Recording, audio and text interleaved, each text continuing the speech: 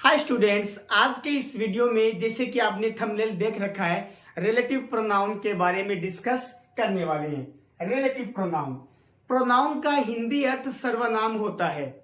वह प्रोनाउन अर्थात सर्वनाम, वह प्रोनाउन जो दो वाक्यों को जोड़ने का कार्य करे उसे रिलेटिव प्रोनाउन कहते हैं।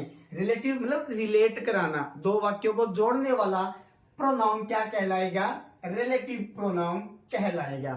जैसे Ram is my brother full stop, he is good at cricket. इन दो सेंटेंसेस को जब हम जोड़ेंगे और कोई प्रोनाउन यूज करेंगे फिर वो प्रोनाउन रिलेटिव प्रोनाउन बन जाएगा। For example, Ram who is good at cricket is my brother. अब ऊपर वाले दोनों सेंटेंसेस को हमने इस हु के थ्रू जोड़ रखा है, तो ये हु रिलेटिव प्रोनाउन बन जाएगा। अब आगे देखते हैं, रिलेटिव प्रोनाउन जिन क्लासेस को जोड़ता है वे रिलेटिव क्लास कहलाते हैं। अब आपके दिमाग में क्वेश्चन आ रहा होगा, जुड़ा कैसे? इनको तो हम बहुत आगे बारीकी से सीखने वाले हैं। इस वीडियो में हम क्या कर रहे हैं? रिलेटिव प्रोनाउन को डिफाइंड करने की कोशिश कर रहे हैं।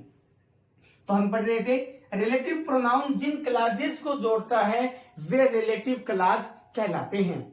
रिलेटिव क्लासेस को दो भागों में बांटा गया है, defining classes, non defining classes. अब डिफाइनिंग और नॉन डिफाइनिंग को पहले दो सेंटेंस लिखे हुए हैं, उनको पढ़ते हैं, फिर समझ में आएगा। The boy who is standing there is my brother. The boy comma who is standing there comma is my brother. यही सारा खेल है।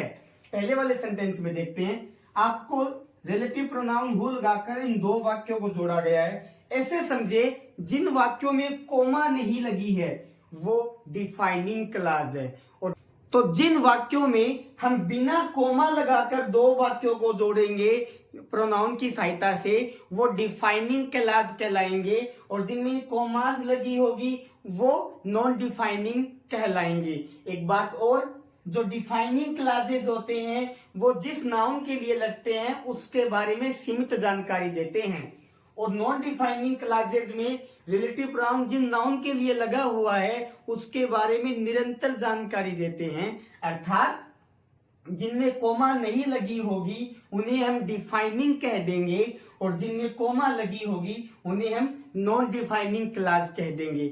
अब वापस टॉपिक पर आते हैं। हम रिलेटिव प्रोनाउन को 9 भागों में सीखने वाले हैं। ये 9 प्रकार से होते हैं। For example, who, whom, which, what, when, where, why, that, whose, and that। 1 2 3 4 5 6 7 8 9। अब इन 9 जो भाग है रिलेटिव प्रोनाउन के, उनके अलग अलग वीडियोस डालूंगा ताकि छोटे छोटे वीडियोस हो और आपको डिटेल से उनके बारे में जानने का मौका मिले। हर प्रोनाउन को अलग से डिफाइंड करूंगा और उसके 3 से 5 सेंटेंसेस में आपको प्रैक्टिस भी करवाऊंगा ताकि आपको उनको बारीकी से सीखने का मौका मिल जाए।